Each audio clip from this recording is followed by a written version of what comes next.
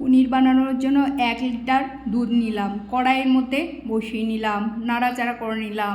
এখানে 1 কাপ জল আর 1 চামচ ভিনিগার, জল আর ভিনিগার একসাথে মিশিয়ে নিলাম। এবার দুধ ফুলিয়ে নিলাম, ভিনিগার আর জল দুধের মধ্যে দিয়ে নিলাম, না হালকা নিয়ে ঠান্ডা 1 কাপ জল দিয়ে নিলাম। গ্যাসের ফ্লেম অফ করে দিয়ে এবার একটা পাতলা মার্কিন নিয়ে ছানাটাকে নিয়ে নিলাম, জল ঝরিয়ে নিলাম। এবার একটা থালের মধ্যে নিয়ে হাতে দেবে দিয়ে একটা ভারী জিনিস চাকতি দিয়ে নিলাম। চাকতি তুলে নেওয়ার পর দেখতে পাচ্ছেন পুরো শেপটা চলে এসে পুরো দোকানের মতন পারফেক্ট হয়েছে, কোনো ভেজাল নেই। আপনারা এইভাবে বাড়িতে বানিয়ে নেবেন, দেখবেন খুব টেস্টি এই পনিরের। এবারে আমি ছুরি দিয়ে পিস করে কেটে নিলাম। এই যে লম্বা ডালে দেখতে পাচ্ছেন কতটা সফট আর নরম হয়েছে।